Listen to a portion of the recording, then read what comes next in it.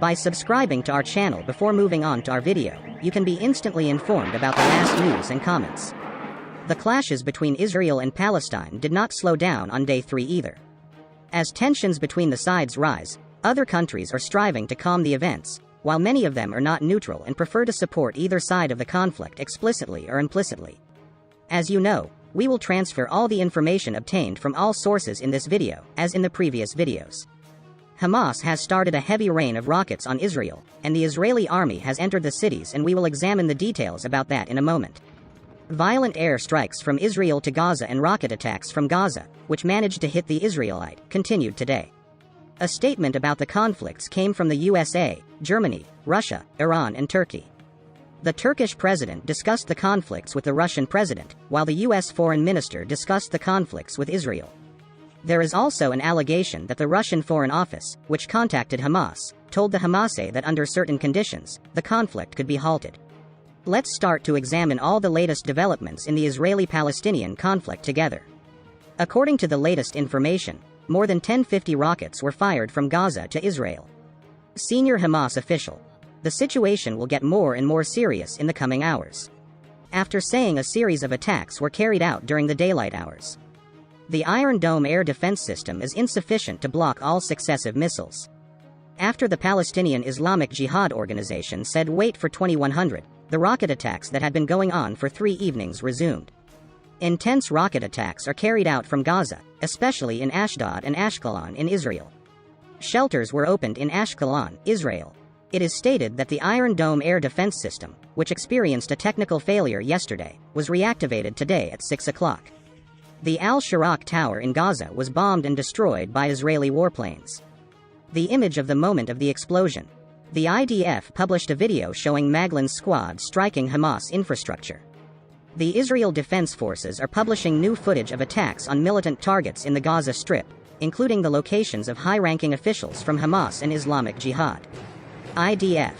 Air Force fighter jets recently attacked a 14-story building, which housed an organization's military intelligence offices. Hamas, as well as communications infrastructure used to convey tactical military messages by terrorist organizations. Israeli Defense Minister Gantz: we will not take moral sermons from any country or person, with all options on the table. Al-Qassam brigades: if Israel continues the attacks on Gaza, we will destroy the government buildings in the Kiryat region, including the Israeli Ministry of Defense. After this statement, sirens started to rise again in Tel Aviv during the daytime. In response to Israel's attack, the Qassam brigades launched a new missile wave. Tel Aviv is being targeted with 130 missiles. A 6-year-old child died when a rocket fired from Gaza hit a building in Ashkelon. A 6-year-old boy is dead, his mother severely injured after a rocket fired by Hamas hit a home in Darrow, southern Israel moments ago. Al-Qassam brigades released new images of missile firing from Gaza yesterday to different points in Israel, especially Tel Aviv. The Qassam brigades announced that they launched a missile attack with 15 rockets in the morning hours on the town of Dimona, where Israel's main nuclear reactor is located. In addition, Ashdod port was hit by missiles in the morning hours. Areas where sirens were activated after rockets fired from Gaza. Netanyahu: we will inflict unimaginable blows to Hamas. This is just the beginning. Israeli artillery batteries hit Gaza. The Israeli cabinet meeting is over, and it is said that the war will continue for a while. Israeli military leaders say there may be rockets falling all over Israel, where the war will continue, and be prepared for this. According to JP News Agency, the senior official said that Hamas is ready to stop the attacks, mutually. A senior Hamas official said the Islamist group was ready to halt attacks against Israel on a mutual basis, the Russian Foreign Ministry said on Wednesday. It also quoted the Hamas official as telling a Russian deputy foreign minister that the international community should press Israel to stop using force at Jerusalem's Al-Aqsa Mosque. Rocket fire started from Gaza to Israel. The missile capacity of the resistance groups is estimated at 13,000, so they can do 13 times more than yesterday's attack. Each attack they make will be more devastating than the previous one, which is another case. In Israel, Ashkelon, the streets are like a battlefield, the people are in panic. Israel closes gas field on the country's north coast for precautionary purposes. Read more in the Israeli town of Lod. Jews besieged the mosque after Arabs took refuge in the mosque. A curfew was declared in Lod City from 2000 to 4 o'clock. The Israeli army enters the city of Lod, Lid. Prime Minister Benjamin Netanyahu receives operational updates from the Chief of Staff and the Commander of the Air Force in the Air Force's control and attack cell. In Israel today, footage showing the moment when an IDF military vehicle's anti-tank missile hit the border in the Gaza Strip at noon. At this point, it is reported that 2 people died as a result of the attack. In Tel Aviv and many other cities, Jews attack Arabs they see on the street. Clashes broke out between Palestinian protesters and Israeli police in Bat Yam, Israel. The Israeli army raids the homes of Arabs in East Jerusalem and conducts detentions. Palestinian Ministry of Health.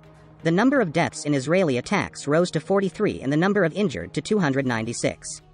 Iranian Foreign Ministry visited Bashar Assad in Damascus. Iran has announced that its aid to groups in Palestine will increase. U.S. Secretary of State Blinken said they will send diplomats to the Middle East to call on Israel and Palestinians to end the violence. Hadi Amr, Deputy Secretary for Israel-Palestinian Affairs at the Foreign Ministry, will visit Israel as soon as possible. Israeli Prime Minister Netanyahu had a phone conversation with U.S. Secretary of State Blinken. Netanyahu thanked Blinken for saying, "Israel has the right to self-defense." Israel statement from Russian Foreign Minister Assistant, stating that Israel's attempts to change the status of Jerusalem were unlawful. Sergei Vershinin emphasized that the resettlement activities carried out in the occupied Palestinian territories should be stopped immediately.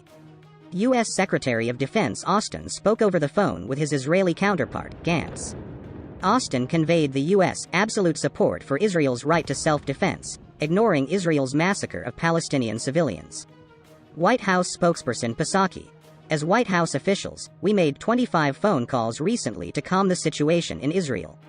We met with countries including Qatar, Egypt and Tunisia. According to diplomatic sources, the United States blocked a joint statement after the UN Security Council meeting, which discussed the escalating tensions between Israel and Palestine. Turkish President Erdogan and Russian President Vladimir Putin held a meeting on the conflicts between Israel and Palestine. Deutsche Welle includes the following information about the meeting. According to the Kremlin, both leaders called on the sides to lower tensions. Erdogan also said that Israel must be given a deterrent lesson. Turkish President Recep Tayyip Erdogan and Russian President Vladimir Putin held a telephone conversation about the conflict between Israel and Palestinians. In the statement made by the Kremlin, it was stated at the meeting that there is serious concern about both the ongoing conflicts and the increasing number of dead and wounded. The Kremlin reported that both leaders called on the parties to lower the tension and to resolve the problems peacefully. The Presidency of Turkey Directorate of Communications also released a statement regarding the content of the meeting. In the statement, President Erdogan's meeting with Putin, stating that they expressed their reaction as Turkey in the harshest way against Israel's reckless attacks on Jerusalem, Gaza, Masjid al-Aqsa and Palestinians. The international community is also a powerful and deterrent lesson to Israel. He stated that they should give and continue their initiatives at all levels for this purpose. Emphasizing that the Russian Foreign Ministry's statement pointing to the United Nations, UN, parameters and a two-state solution on the Palestine issue is important, President Erdogan stated that the demonstration that Turkey and Russia agree on the developments in Jerusalem constitutes an important message. According to the statement, President Erdogan emphasized that it is important for the United Nations Security Council to get involved in the issue before the crisis grows further and that the Council should give decisive and clear messages to Israel to stop the attacks. Stating that the idea of sending international protection forces to the region to protect Palestinian civilians should also be worked on, President Erdogan expressed his belief that Turkey and Russia will cooperate closely in the UN on all these issues. The latest information from the Israeli press is as follows. At 9:21 p.m., Ashkelon residents told them to stay in shelters until further instructions.